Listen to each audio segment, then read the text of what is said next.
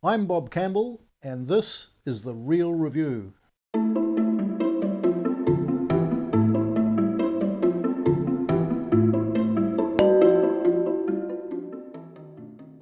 Hello, I'm Bob Campbell, and I'm about to try 2019 The Landing Chardonnay from the Bay of Islands. That's got a price tag of $48.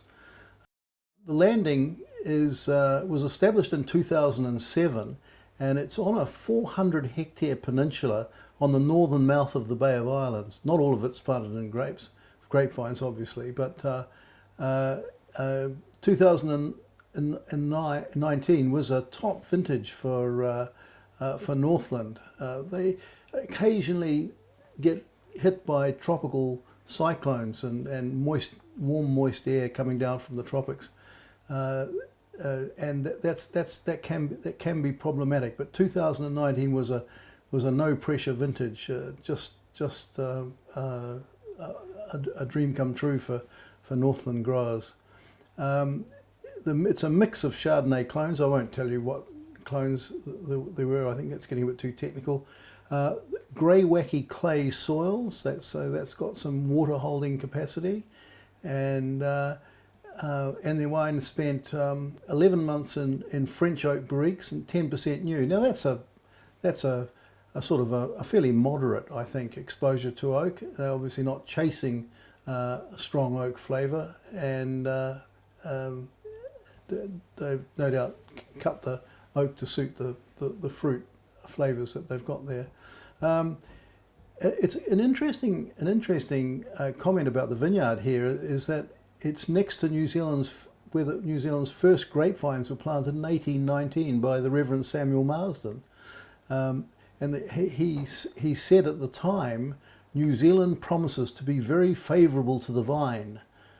Should the vine succeed, it will prove of vast importance to this part of the globe. So he was way ahead of his time. I think wine now makes up, is our sixth largest export earning product. So it's certainly come true. A little bit of depth of colour there, just about what I'd expect. Rather nice, sort of creamy, nutty nose.